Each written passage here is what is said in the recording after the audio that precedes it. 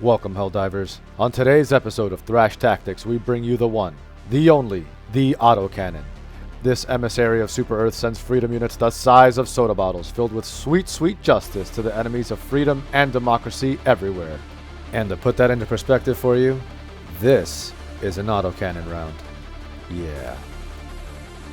The autocannon is a support weapon that has two firing modes, semi and fully automatic.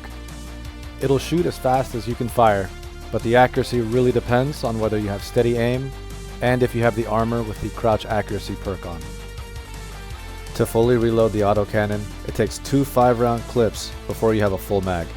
If you try and reload before then, it's not going to let you until you have space for another 5. Fire off that last round first, and then reload. That's going to be the best way to keep your autocannon fully loaded and avoid getting stuck in a reload animation. And let's be honest, does that ever happen at a good time? No. No, it doesn't. One of the things we like to emphasize with Helldivers is teamwork. When you have a buddy with a backpack for you, he can reload you as you fire, making sure that you never have to worry about reloading, and you can send freedom units faster than ever. So let's get into where this beast really shines and why you're going to want to use it. First of all, the autocannon is a support weapon, meant to be used with some distance. This way Helldivers everywhere have a better chance of returning home. Now, if you want to run off into something and fire in its face, you can, but it wasn't made for that. One of my favorite things to do lately is find a group of hunters and just make them not a group anymore. 3 bugs, 1 bottle of justice. Now, let's say you're playing solo. You almost cleared the bug group, but you missed the airstrike, and they've nerfed your favorite gun. Well, when they call for help, you call for the autocannon. Where you once had a wall of bugs, you now have a glorious path to victory. So any gun can take out the smaller bugs, but what about the bigger ones, like a bile spewer?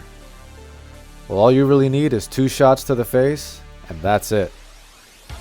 Just be careful shooting the backside. It's surprisingly armored, and sometimes the rounds will bounce off. Actually, if you look real close, you'll see one of the autocannon rounds bounce right off. And there it is, a stray freedom round, off to spread justice and democracy through the stars.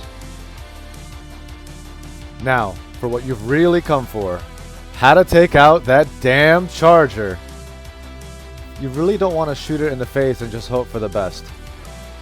You can, but kind of like that scene in Private Ryan where he's shooting at the tank with a gun, it's just not gonna get you there.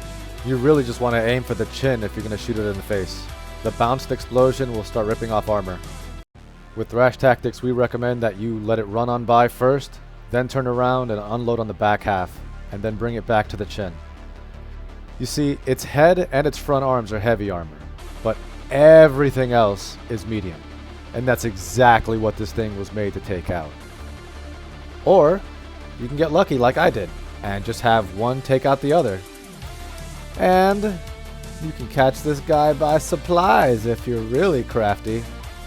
I'm not gonna lie, the poor infantryman's precision strike is one of my favorite things to do. Let me just say that nothing is better than an autocannon in well-placed hands. But remember when I said something else might be better suited? There are 3 things an autocannon is not designed for. And a Bile Titan is one of those things. The top half has heavy plating and the bottom is really hard to get to and stay alive. If it wasn't for the sentry rocket that I had, I might not have killed this one so quickly. I had to throw everything I had at this thing. Rockets, grenades, autocannon rounds, shotgun shells. The damn thing just doesn't want to stop. So we've covered the enemies on the eastern side. But what about on the west side? Well, the bots have a little bit more armor than the bugs do. But when you bring this thing to the party, that's not going to be an issue. Everything from light to medium is going to get taken out in 1 or 2 shots.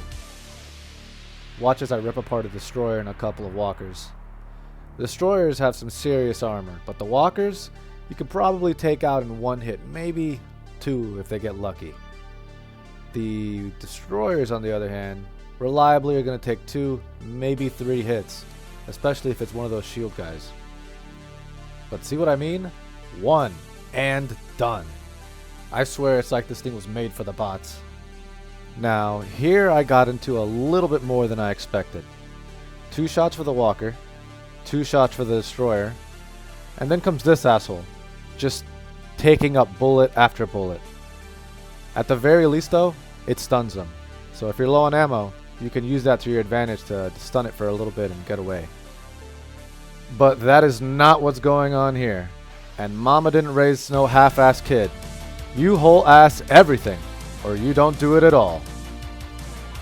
And that is how you make mama proud.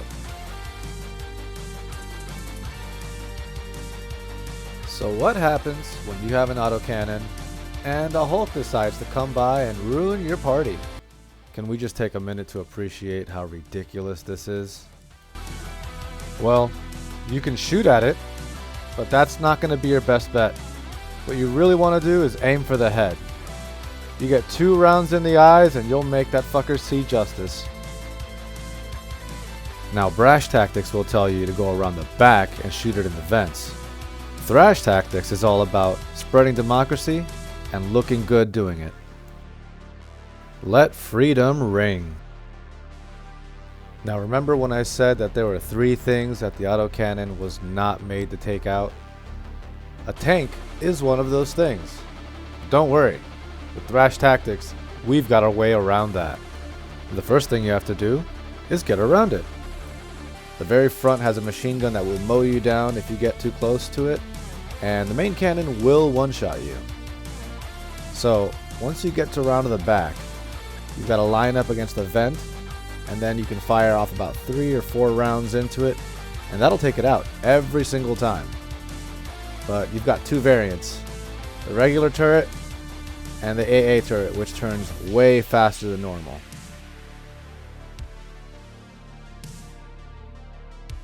And have you seen the latest addition to the bot family, the gunship? 3 rounds, and it becomes your latest victim. Did you know that the autocannon also has a utility? You can use it to blow out any of the bug holes that you come across. 1 round, 1 hole. Don't have to waste any of your hand grenades or bring a grenade launcher if you don't want to. You know what else it could take out though? Those damn spore spewers. All you need is 2 rounds and you won't have to worry about that damn gas anymore. Now here's something else you can do with it. You can take out the bot factories. All you have to do is bank the round off the vents inside and it'll take care of the rest. The trick is you have to line it up right here and fire, and that'll take it out every single time.